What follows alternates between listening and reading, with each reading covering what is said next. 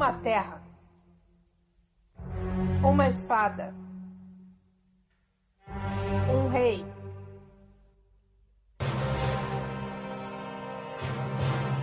Great Pendragon Podcast, o seu canal de RPG arturiano e assuntos medievais.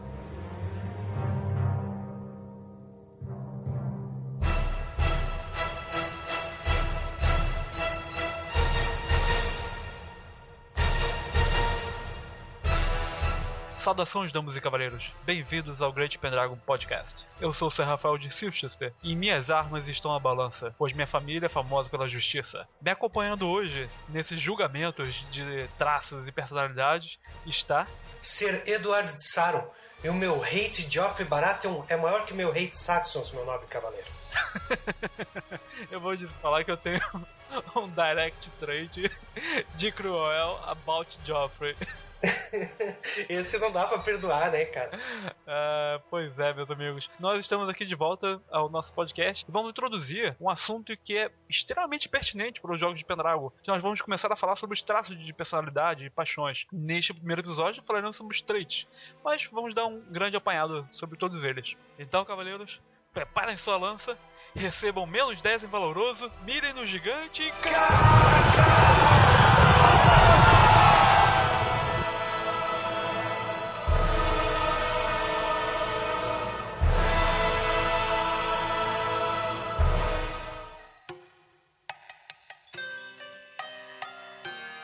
Livro 1, Capítulo 5.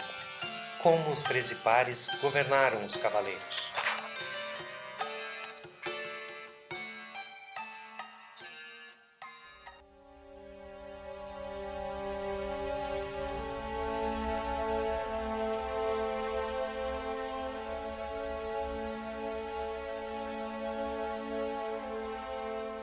Pendragon é um jogo que é marcado por características assim bem fortes. Ele contém choque de culturas, ele trata de mortalidade dos personagens, ele fala de legado desses cavaleiros e juntamente com isso tudo, ele fala das personalidades desses heróis, desses cavaleiros. Personalidades que muitas vezes são determinantes para o andamento da história ou para os rumos que vão se seguir. E traduzindo isso em termos de jogo, Pendragon apresenta duas mecânicas que são ímpares, assim, e outros sistemas, ao meu ver, é o grande diferencial, que são as mecânicas dos Traits and Passions. A lenda arturiana é cheia de testes de moral, de atos de sacrifício apaixonados e de feitos valorosos. E Pendragon não poderia deixar essas características de lado, então o sistema utiliza esse recurso para criar drama e tensão.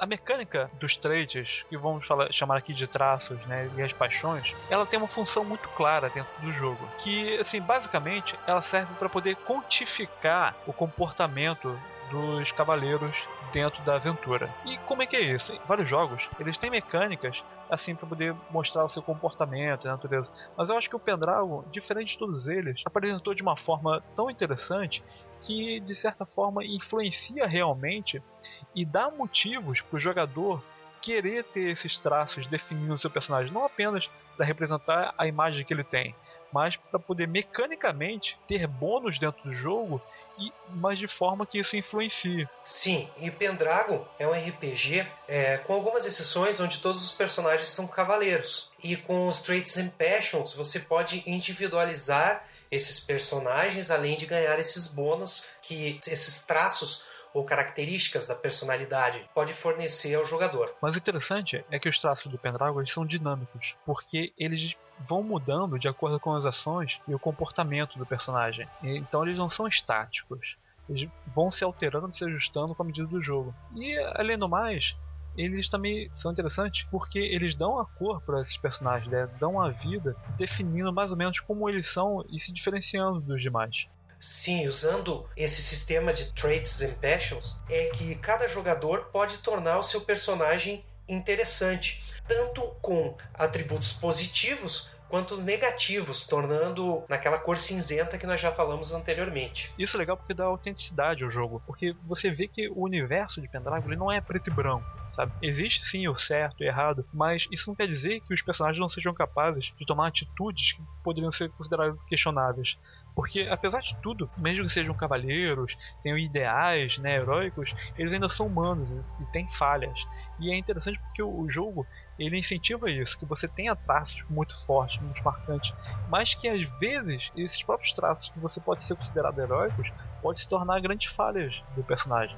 Por exemplo, o personagem por ser muito justo, honrado, né, que distribui justiça de forma igual, tal, mas muitas vezes ele pode ser obrigado a condenar um amigo dele porque ele fez um crime, e por mais que ele queira absolver e que ele não queira ser obrigado a matar o seu amigo, por causa da justiça, o próprio rei Arthur algumas vezes se coloca com isso, quando ele quer poupar a esposa, ele quer poupar o cavaleiro, que é o melhor amigo dele, mas por causa das próprias leis dele, ele se vê obrigado a condenar os dois à morte. Sim, os próprios cavaleiros da Távola Redonda, cada um tinha uma personalidade marcante, né? Suas paixões, seus dramas pessoais. O Galahad era um virtuoso, puro, um paladino em algumas versões. O próprio Mordred, em outras versões, é um cavaleiro que age mais por impulso, sem misericórdia. Era um homem um pouco egoísta, né? O Lancelot, com a sua paixão ali de crítico automático por Guinevere, né? Cheio de energia para lutar também, um cara impulsivo, que não mediu consequências. Já no Cornwell, o Lancelot é um cara covarde, com o Valorous dele baixo, né? E é interessante ver que algumas características que geralmente são consideradas, né, como vilanescas, têm uma interpretação muito própria. Por exemplo, você pode ter um personagem que é cruel e que não necessariamente é um cara que vai querer tribuchar todo e qualquer inimigo que ele encontra, mas pode ser que ele seja um cara cruel que ele gosta de fazer os outros sofrer. Então é tipo um Bully, sabe, que tá o tempo todo enchendo o saco dos outros, como por exemplo o Serkei, o irmão do Arthur, que ele é um cavaleiro da Távola Redonda e ainda assim ele é cruel pra caramba com os outros personagens. Claro, e por outro lado ele pode ter um Generals acima da média, dando equilíbrio para essa característica. Mas vamos falar agora especificamente em relação aos traits, os traços de personalidade. No Pendragon, são apresentados 13 traços de personalidade para o seu cavaleiro. Vão sendo colocados sempre em oposição um ao outro numa escala. Então você tem casto, lustful, energético e preguiçoso, generoso e egoísta, piedoso e mundano, e por aí vai, ao longo de todos os pares. Existe uma tendência muito forte as pessoas considerarem os traits que ficam ao lado esquerdo, né, do par, são os traits bonzinhos, e os traits do lado direito são os traits malignos, né? E assim, isso é muito incentivado porque, pelo menos as religiões cristãs, elas geralmente, todos os traits estão do lado esquerdo, né? Os traços cavaleirescos estão do lado esquerdo. Mas isso não significa que as pessoas que têm esse lado maior, têm os traits, significa que elas sejam mais boazinhos, né? Isso não significa que as pessoas não possam ter traços altos do outro lado e não serem bons cavaleiros ou boas pessoas. Claro, porque um cavaleiro pagão, ele tem uma crueldade maior do que um cavaleiro cristão. Mas isso não faz dele, né, um personagem vilanesco. Pois é, da mesma forma como existem cavaleiros muito raros, como o próprio Sir Gawain, mas que eram extremamente vingativos. Como o Sir Rafael falou, na esquerda temos algumas características, na direita outras. Você pode pegar a trait Valorous e a Cowardly, ou seja, valoroso e covarde, elas têm que somar 20. Então, se eu tenho do lado esquerdo o Valorous 15, o covarde tem que ser o número 5 para somar esse valor. Pois é, e é por isso que elas estão organizadas em pares, né? Elas sempre somadas têm que dar 20, a não ser quando você tem um caso extremo e que tenha um trait que seja 20 ou mais. Que aí o outro lado do par vai ser sempre em 0. Isso, e daí o personagem é considerado um fanático naquela característica, né? Exatamente. Onde aquele traço de personalidade governa ele em determinadas ações. E como nós comentamos outras vezes, esses traços, que eles são 16 ou mais, são conhecidos como os traits famosos, que é quando o cavaleiro ele passa a ganhar glória extra anual por causa dele. Então, na contagem dos bônus anuais, ele vai ganhar um valor igual a esse trait, que é 16 ou mais. E toda vez que tiver uma situação em que aquele trait esteja envolvido, dificilmente ele vai agir contra aquela característica. Então, que a gente costuma dizer que ela governa as ações do personagem. No entanto, são poucas vezes um personagem vai começar com vários traits altos no início do jogo. Geralmente ele vai ter a opção para começar com um, e de acordo com a cultura dele, ele pode vir a ficar famoso por causa das características religiosas, né? Que cada religião ela escolhe 5 traits para poder ganhar um bônus de +3, para poder apresentar a ideologia daquela religião dentro do contexto do jogo. Exatamente, são chamados das virtudes da religião de cada espécie de cavaleiro que existe no jogo. Então existe o cristão romano, o cristão britânico e o pagão, e cada um possui 5 características de personalidade. E quando o personagem é da religião e possui esses traits famosos, ele ganha um bônus místico especial. Mas ainda falaremos aí sobre religiões num outro episódio.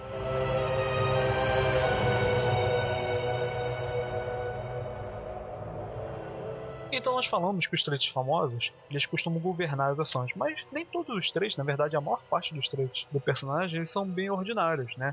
Então naquela faixa assim, entre 5 a 15. Isso significa que sempre que tiver uma situação em que um trait desse seja particularmente envolvido, o personagem não precisa ficar fazendo grandes provas entre um trait e o outro. Geralmente ele vai poder ter a opção de escolher qual caminho seguir, porque, novamente, eles não são altos o bastante para poder definir automaticamente como é o comportamento. Mas a verdade é que mesmo os famosos, sempre o jogador ele pode guiar as suas ações, né? Muitas vezes a gente se encontra em situações que a gente tem que pesar muito bem qual caminho seguir, e assim, simplesmente influenciar pelos dados não gera uma fidelidade muito grande, né? Isso. Mestrando, eu já tive 2 situações. Algumas que eu senti que o jogador estava em conflito realmente na interpretação do seu personagem, e eu pedi para rolar as traits uma contra a outra, e outra situação foi do próprio jogador ficar na dúvida de como agir e pedir para rolar para ver o que acontecia. Isso é muito legal, cara, porque às vezes o próprio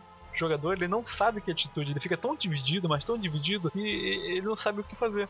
E ele fala assim, cara, eu vou testar aqui. Eu vou rolar nos dados os meus traits para poder ver o que o meu personagem sente nessa hora e qual o caminho que ele segue. Porque tem decisões morais que são muito complicadas, né, cara? Exatamente, é aquilo que nós já falamos. No Pendragon, as consequências ecoam no futuro, né? Exatamente. Então, assim, por mais que o jogador não precise fazer testes assim para definir a conduta dele, se ele começar a ter uma atitude muito contrária a um valor que ele tem mais alto, então, por exemplo, digamos que ele seja um cavaleiro cristão e naturalmente casto por causa disso, porque a igreja prega a castidade. Mas se ele começa a sair muito assim pelos bordéis de Londres, se ele costuma cantar muitas camponesas, pegar, então o mestre já vai começar a dar cheques de lascivo para ele a todo fim de ano, porque o cara não está tendo uma atitude correspondente com o traço de personalidade. Mas isso não é um problema, né? É uma evolução dentro do jogo mesmo. Claro, porque as pessoas se modificam com o tempo também na vida real.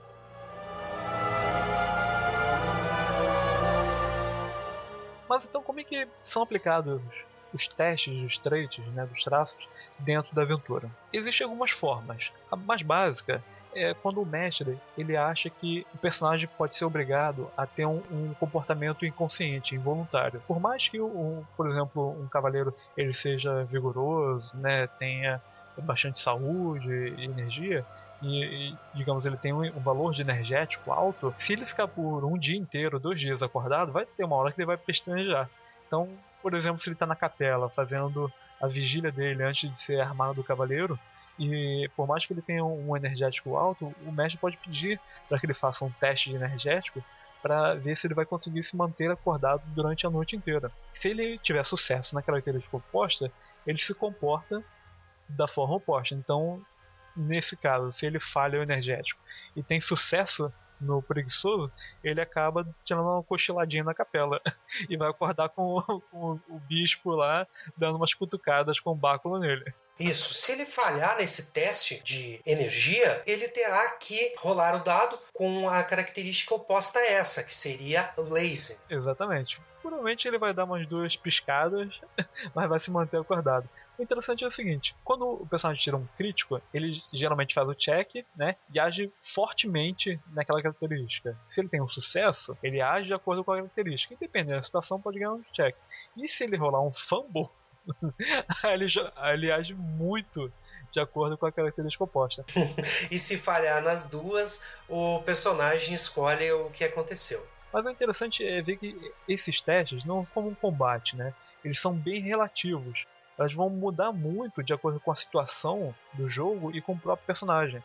Então, por exemplo, o cavaleiro que está enfrentando um grande gigante e que ele tem um modificador alto de valoroso, né, talvez menos 10 de valoroso, se o personagem falhar no teste de valoroso para enfrentar, pô, beleza, ele vai ter dificuldades para encarar o gigante, mas isso não significa que ele vai sair correndo que nem uma menininha, mesmo que ele tire um fumble, claro.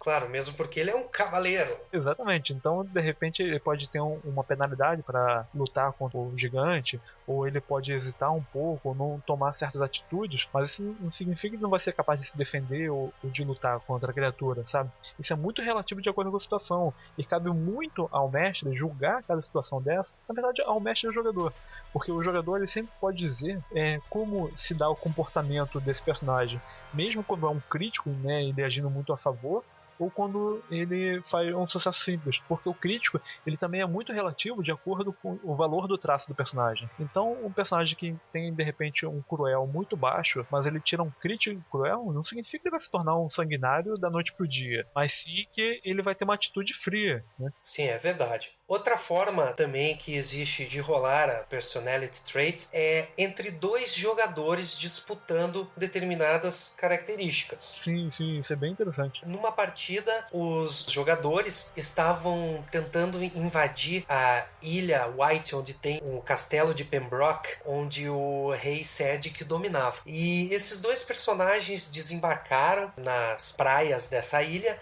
e existia uma vila de pescadores entre o castelo e o caminho deles. E um dos personagens queria passar todos a ferro e o outro queria conversar e negociar uma passagem sem que fossem denunciados. E aí, como não chegaram no acordo, eles disputaram nas traits para ver o que ia acontecer. Não, e é legal porque esse tipo de traits, ela também é bem relativa, né?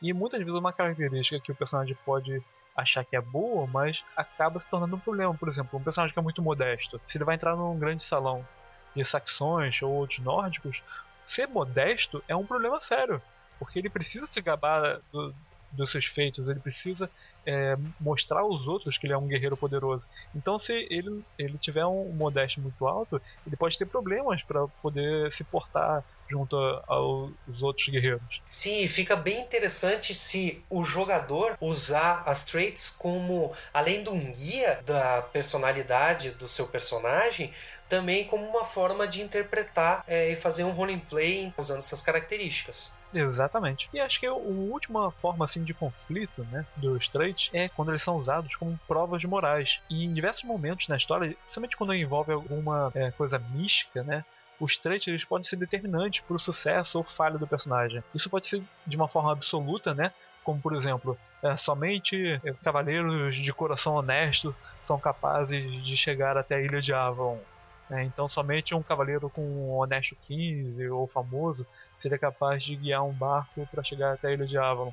Ou, como já aconteceu num jogo com o próprio Sr. Rafael, em que nós tínhamos que pegar um pedaço de um manto sagrado e embeber ele em água benta, só que a toalha ela sempre fugia dos cavaleiros que se aproximavam, eles nunca conseguiam pegar. Então apenas um verdadeiro cavaleiro penitente que conseguisse passar num teste bem sucedido de piedade que conseguiria pegar esse pano sagrado e água benta. Muito legal. E também você pode fazer uma disputa entre 2 traits que não estão relacionadas na coluna, né? Exatamente. Às vezes o personagem pode fazer testes que não são diretamente relacionados, né? Então, por exemplo, se ela jogar a generosidade dele contra, sei lá, Reckless. Reckless seria, então, um personagem imprudente, né? É um cara que ele age muito sem pensar nas consequências, né? Ele não pondera as ações até quando ele já vê, já tá fazendo lá, já tá no meio. Resumindo, um saxão.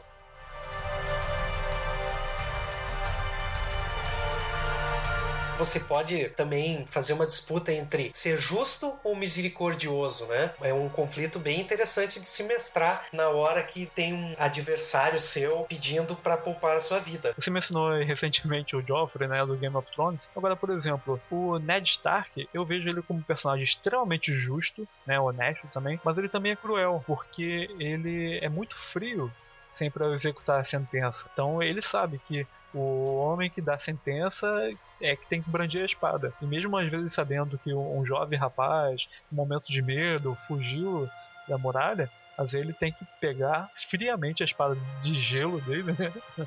E cortar a cabeça desse jeito.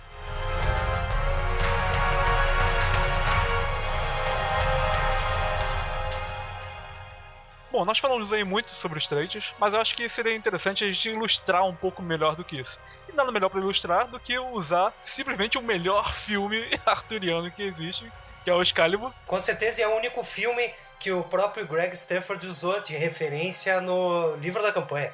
Então a gente vai fazer aqui uma pequena faixa comentada com uma cena do filme, extraída diretamente, que como teriam sido os testes de traits nesse momento. Vamos lá então? Vamos, Sr. Rafael. Se prepara aí que a gente tem que atravessar aqui uma ponte bem difícil. Vencemos batalhas contra exércitos. E agora um único homem derrota meus cavaleiros. Eu mesmo irei. O rei não deve se envolver num combate isolado. Eu irei de novo. Não, eu irei. Ah! Isso ainda não é sobre os traitors, mas isso já mostra o teste da paixão de lealdade dos cavaleiros. Então cada um querendo mostrar pro rei que ele é o mais leal e que ele vai lutar no lugar dele. Mas aí chega um momento que o próprio rei Arthur chega e fala: não, tô há muito tempo sem treinar a espada, quero ver se rolam uns críticos aqui, eu vou fazer um checkzinho de proud e eu mesmo vou lá. Afaste-se! Esta estrada é do rei. E os cavaleiros com quem lutou são homens do rei. Eu espero o rei em pessoa. Seus cavaleiros têm que treinar mais. Eu sou o rei. E esta é Excalibur. Espada de reis desde o início dos tempos. Quem é você e o que procura? Sou Lancelot do Lago, de Além-Mar, e estou procurando um rei digno da minha espada. Você é muito orgulhoso. Um cavaleiro deve ser humilde. Não é orgulho, senhor. É um castigo. Pois nunca encontrei ninguém que se igualasse a mim numa luta. Afaste-se, senhor. Eu não o farei. O rei deve recuar, ou provar seu valor num combate aos olhos de Deus. Então que ele me dê forças para derrubá-lo e mandá-lo de volta para sua terra, Além-Mar. Assim seja, senhor. Bom, então o rei Arthur chega, encara aquele homem vestido de prata Brilhando no meio da floresta, impedindo a passagem pela uma ponte real, né? Que ele é dono do lugar e ninguém pode cobrar pedágio, fazer pedágio na estrada do rei, né? E ele, muito certo, vai lá tirar conta de Lancelot. A princípio, o Lancelot parece até orgulhoso, mas de certa forma, a gente pode encarar isso como um resultado modesto dele. eu acho que não. Eu acho que não dá pra encarar ele como modesto. Mas o Arthur também está cheio de proud nessa cena, parece ficar indignado. Exibe a Excalibur e Lancelot ao mesmo tempo parece que tem um sucesso em Valorous e prossegue falando que quer desafiar. Cara, na verdade, eu acho o seguinte. A princípio eu achei que ele até de certa forma ele podia estar sendo modesto, mas não tá sendo não, cara. Mas ele tá sendo muito honesto, sabe? Ele tá tendo um resultado honesto muito alto nessa cena, porque ele tem convicção das capacidades dele e sabe que ele nunca encontrou nenhum outro cavaleiro à altura dele. E, na verdade, até esse momento realmente não há. Mas então ele, como tá numa demanda de honra, talvez, tentando encontrar alguém que fosse digno da espada dele, ou da lança, ele se coloca lá na posição. E tem início aí ao duelo dos dois.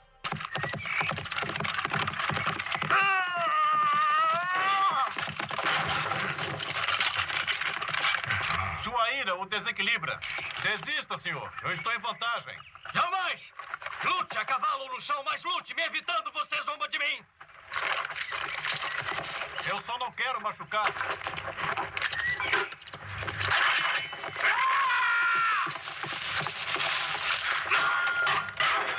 Aqui não trata-se dos traits, Mas aqui tem uma regra legal do Pendragon, que o Lancelot está montado e o Arthur está no chão, né? E o bônus de mais 5 aí por Lancelot está montado, e ele fala para Arthur que ele perdeu já e está em desvantagem por estar no chão. Isso também mostra um pouquinho de o que acontece quando um personagem que está inspirado não tem sucesso, que ele fica maluco para conseguir passar no resultado final e depois não tomar uma perda de atributo. No caso, acho que além de tudo, ele acabou rolando um Reckless para poder enfrentar o cavaleiro que estava montado enquanto ele estava no chão já. Mas ainda assim, o Lancelot dá uma de migué, porque pô, ele vai e bate com derruba o Arthur mesmo assim. É o Lancelot, né, cara? O senhor lutaria até a morte contra um cavaleiro que não é seu inimigo? Por uma estrada que poderia facilmente contornar? Assim seja. Até a morte.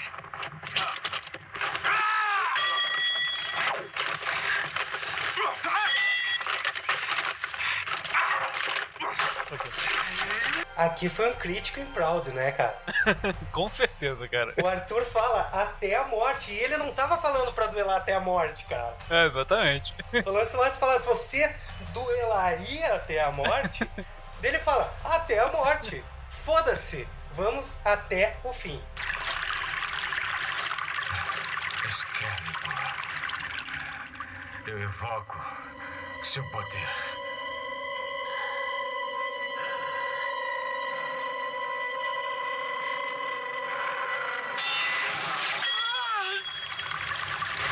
Merlin, o que foi que eu fiz?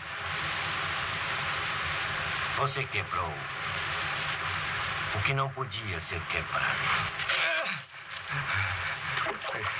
Este grande cavaleiro que lutou com bravura e dignidade tinha que vencer.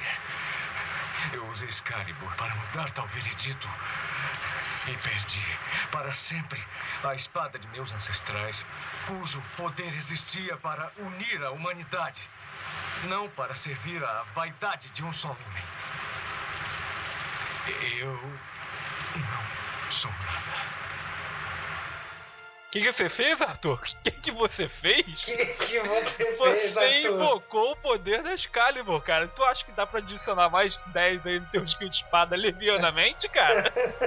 E precisa tirar um crítico em Vengeful também, né, cara? Tipo, nem acho que foi o caso não, cara. Tava mais ali no Proud mesmo. Porque não chegou a ser uma vingança, né? Porque não havia uma querela anterior. Mas, cara, ele ali tava com o capeta no corpo, né? Tava. E o que mais irrita no Lancelot nessa cena é que em nenhum momento ele fica desequilibrado, cara. Exatamente. Não, isso que é pior, né, cara? Ele tava completamente na razão. Quer dizer, dentro do combate, né? E tava claramente superior. E o Arthur só venceu porque ele tem a mamata lá da espada. Sim, e ele sempre calmo. Calma, Arthur, você está um pouco nervoso, eu vou bater em você, segura a onda. Mas isso é legal porque mostra assim, bem a diferença de quando tem um cavaleiro que está inspirado e outro que está lutando normal. A diferença é que o Lancelot, não inspirado, ainda assim, é muito bom, né? E é legal que no final o Arthur consegue, sei lá, um crítico imodesto, injusto, percebe o quanto que ele estava agindo de forma indevida por um rei do porte dele, né? E no final, como a gente já sabe, a Dama do Lago recompensa ele, dando aí um remand aí na Excalibur. Até eu poderia dizer que no final ele talvez tenha justiça. Eu acho que os traits dessa cena aí, orgulho, né, proud, justice, reckless e o selfish também, porque no momento que ele usou a Excalibur, ele não pensou num reino na Britânia, não pensou nada, ele queria derrotar aquele cavaleiro que estava calmo à frente dele, só impedindo ele de passar a ponte que ele queria atravessar. Sem esquecer também do honesto do Lancelot, que por mais babaca que ele fosse, ele estava sendo muito honesto. Então eu espero que com isso daí vocês tenham tido uma ilustração melhor aí dos traits.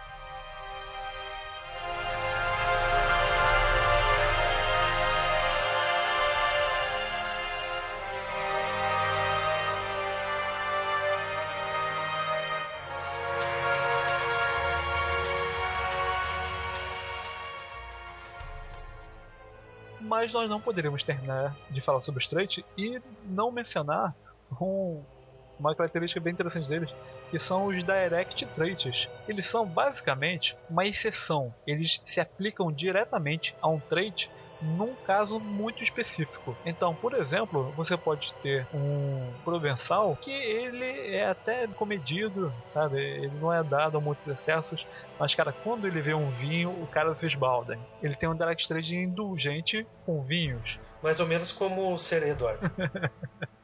Mais ou menos, né? Ou então, um cavaleiro que sofreu muito na mão dos saxões, ele pode ter um direct trait suspicious em relação a saxões, né? Que por mais que existe uma época em que os bretões estão em paz com os saxões remanescentes da Batalha de Badon, ele sempre vai desconfiar desses cavaleiros malditos invasores. Então, os direct traits são uma oportunidade de você poder ter mais uma característicazinha, uma falhazinha talvez, dentro de um dos traits, sem comprometer o valor básico do teu trait. Por quê? Esse direct trait, o valor dele, que geralmente varia em 2d6, né? Mas o normal é que fique assim, sempre em mais 5, para ter bem marcante, ele vai aplicar diretamente no trait, dentro daquela situação, quando você for fazer um check. Inclusive, Sr. Rafael, essas direct traits vêm sem preencher na ficha para que seja colocado de acordo com a cultura de cada personagem. Só digo uma coisa, não vale botar direct trait de valoroso para dragões.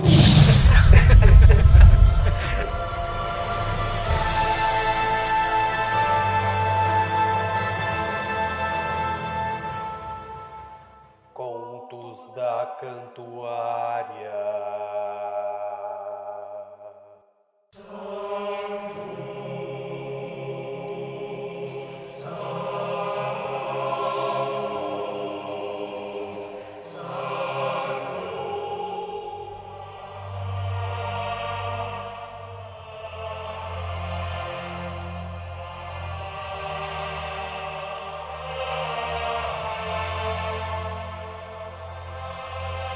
Então, Sr. Edward, hoje nós trouxemos um filme um pouquinho diferente do tipo de material que a gente costuma trazer, não é mesmo? Pois é, Sr. Rafael. O filme que a gente vai falar hoje, ele se passa no século XVII, né? Não é um filme retratado na Idade Média, mas é um filme de capa espada, coisa que gostamos muito. E assim, ele tem espada, ele fala de emoções, né, de traços de personalidade muito fortes e trata de conde, né? Então acho que dá pra poder aproveitar bem o espírito assim da história para o Pendragon, né? Com certeza. O filme se chama O Conde de Monte Cristo. Um filme de 2002 dirigido pelo Kevin Reynolds, que ele também é conhecido por ter dirigido outros filmes que eu gosto muito, como o Robin Hood, Príncipe dos Ladrões, e mais recentemente o Tristão e Isolda. Inclusive, Conde de Monte Cristo é uma adaptação do livro de Alexandre Dumas, que foi o autor dos Três Mosqueteiros, né? Pois é. Esse filme gerou um pouquinho de polêmica quando estreou, porque ele deu uma mudadinha no final. Mas eu acho que ficou bem interessante e às vezes é até legal você ver um filme diferente do livro, até para você poder ter uma experiência nova. Claro, eu acho interessante adaptações e a pessoa tem que relaxar e aproveitar o filme, isso que importa. É interessante que no filme também tem um ator que ele também é famoso por participar de filmes arturianos, o Richard Harris. Ele fez o padre, né, que tá preso lá na Alcatraz lá do filme. Pra quem não sabe, o Richard Harris interpretou o Rei Arthur no musical Camelot. Ah, olha só que interessante. Então, Sr. Rafael, o filme começa com os dois amigos, Fernand Mondego e Edmond Dantès, tentando salvar a vida do capitão do navio onde eles trabalhavam. Então, eles desembarcam em uma ilha e, coincidentemente, essa ilha é onde Napoleão está exilado e detido pelos ingleses. O capitão acaba morrendo e eles zarpam e voltam para suas casas na França. Se eu não me engano é em Marseille, né? Então quando eles desembarcam na França, Edmond, achando que vai ser repreendido pela companhia dos barcos onde ele trabalhava, e ele é promovido, Sr. Rafael.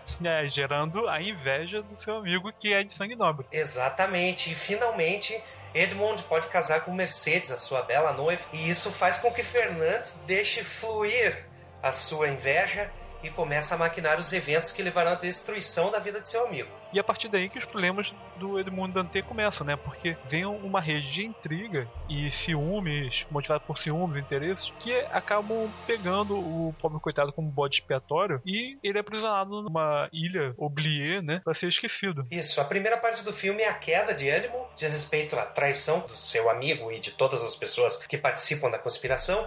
E a segunda é a ascensão de Edmund e a vingança, Sr. Rafael. Eu diria que a primeira é a queda, a segunda é o renascimento dele, desde a prisão até ele conseguir escapar e virar uma nova pessoa, né, o Conde de Monte Cristo. E a terceira, final, é a concretização da vingança dele. O interessante dessa história que a gente pegou aqui para poder apresentar a vocês é justamente como é movida toda essa rede de intrigas, interesses e ciúmes, e que vai culminar no ápice da história, né? E como você pode aproveitar esses ganchos assim para construir sua rede de intrigas em Pendragon, motivado por todos os traits de personalidade. Como que muitas vezes pessoas que convivem juntas, que são próximas, mas que podem se colocar em situações assim completamente antagônicas por causa da sua personalidade e dos conflitos entre elas. E eu achei bem legal o repertório que ajuda nesses plot twists para mestres preparar o jogo, né? Existem também as cenas de prisão, repertório para jogador escapar da prisão, que é bem interessante também. Sim, o jogador de Pendragon que nunca ficou em uma masmorra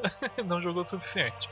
E esse filme ainda tem um grande bônus, que é a atriz que interpreta a Mercedes. É um show, uma excelente atriz, Rafael. Que é um show à parte. Uma boa atriz. Então é isso, hein? Então é isso aí. O Conde de Monte Cristo, filme de 2002, dirigido por Kevin Reynolds.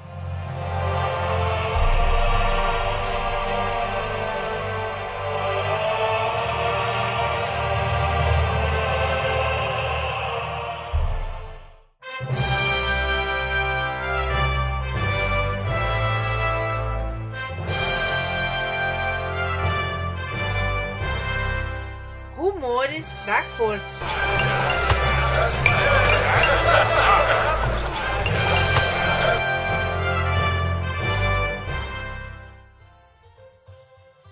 Então, Eduardo, chegou aquele momento em que a gente faz os nossos testes aí dos cheques de trades pra ver se a gente aumenta mais algum e aproveitar pra ver o que tá acontecendo na nossa corte. Sim, inclusive, Zé Rafael, eu acabei de tirar um crítico em Proud e aproveito pra falar que o nosso fórum é um dos melhores que tenho visto por aí. Eu vou marcar aqui um honesto, porque com certeza é o melhor, cara. Porque a galera que comenta sempre é muito legal, adiciona muita coisa. Quem não tá indo lá tá perdendo vários cheques aí de experiência, hein? Com certeza, ali tá aprofundando mais os assuntos que a gente tem tratado nos podcasts. E desta vez ganharam 20 pontos de glória o Nick1986, o Charles de Freitas, o Mário Márcio, Tarcísio Lacatos, a Beatriz Santos, o Dibor, o Caliban, o Doug Alves, o Darth Sírio, que ganha glória em dobro, porque da outra vez ele só comentou depois que a gente gravou a última sessão aí do Rumores da Corte. Isso, quem não chora não mama, né, Sr. Rafael? Exatamente. O J. Gui agora o novo Marshal de Salisbury na Era da Anarquia. Oh, excelente, cara. Vamos ver se ele consegue sobreviver bastante. E o Leandro Maltes. Mais uma vez a gente agradece aí os comentários da galera, o apoio no Facebook, no Twitter, também do Paragons, que tá sempre divulgando lá o podcast, a galera que comenta lá, pô, gente, muito obrigado, cara. Muito obrigado pela força de vocês. E por falar em força, o For RPG vai acontecer nos dias 6 e 7 de julho, em Fortaleza, no Centro Cultural Banco do Nordeste, na rua Floriano Peixoto, 941, Centro Fortaleza, Ceará. E mais informações no www.viladorpg.com.br. Aparentemente aí vai ser muito maneiro, a entrada é gratuita, vai rolar mesa de RPG, jogo de tabuleiro, palestra, oficina, Magic, torneio de HeroClix, sorteio de brinde, convidado especial, inclusive meu amigo Calderache, que vai estar lá, do lado dos Paragons. Quem é do Nordeste, quem tá lá em Fortaleza, cara, não perdam. Várias chances de ganhar a glória. Então, Sr. Rafael, o Tarcísio Lacatos no fórum nos esclareceu uma dúvida que tivemos no nosso podcast. Por que um líder de guilda não poderia participar de um torneio? Tarcísio disse que é porque trata-se de um artesão e vive de ganhar dinheiro, algo considerado desonroso naquela época. Olha só. Ah, mas olha só, essa era uma dúvida sua. Eu não tive essa dúvida não, porque eu sabia que era um maldito burguês camponês e não é um nobre. É verdade. Olha aí, os cavaleiros que jogam na minha mesa estão sempre procurando as libras lá, eles têm que se informar melhor aí. Também, Sr. Rafael, a Beatriz Santos, ela indicou um livro bem bacana, porque ela está fazendo um trabalho de iniciação científica e, por coincidência, ela, nesse trabalho, está abordando os contos do Chaucer e como ele cooperou para que o imaginário construído acerca da cavalaria refletisse na Idade Moderna hoje, através de filmes. Esse livro é um livro teórico, chama A Idade Média no Cinema, de José Rivair Macedo e Lênia Márcia Monguer. E agora, Sr. Rafael, estou inaugurando uma nova sessão aqui nos Rumores da Corte, que é a nossa sessão Obituário. Então, quem tiver aí heróis caídos nas suas mesas de jogos, mande pra gente que a gente vai citar aqui no Great Pendragon Podcast. Hoje eu faço menção ao Barão Algar, que tombou diante dos saxões no jogo, salvando a cidade de Saron. Rest in peace, grande guerreiro. Viveu pelo aço e morreu pelo aço. Sabe na missa, quando tem as intenções? Então, quando a gente for começar aí o Rumores da Corte, a gente faz as intenções. Imortalize seus heróis aqui no GPP. Pois é, porque o seu personagem pode morrer, mas a glória é para sempre. E com isso encerramos mais um episódio do Great Pendragon Podcast. Você pode entrar em contato conosco nos encontrando lá na nossa Manor, nas terras do Lorde de Zuckerberg. Acesse nossa página no Facebook, www.facebook.com/GreatPendragon, ou então envie uma andorinha azul, não sei se é africana, não sei se é europeia, mas no Twitter através do @GreatPendragon. Ou nos mande um e-mail no pendragon@terceiraterra.com. E você pode ajudar a manter a Terceira Terra no ar. Ao fazer sua próxima compra nas lojas da Amazon, Book Depository ou Noble Knight, considere acessá-las através de um dos nossos banners. Ganhamos uma porcentagem sobre as vendas. Também temos botões de doação na coluna esquerda de nosso site, cujos valores vão diretamente para o nosso servidor. E você pode nos ajudar também de graça, divulgando nossos podcasts para líder de guildas, senhores de terra, saxões e demais damas e cavaleiros. É isso aí, pessoal. Então se preparem, porque no nosso próximo encontro falaremos sobre as Passions. E cuidado para não rolar um fumble, senão vai todo mundo sair maluco aí e pelado pelo mato. Até a próxima! Até a próxima!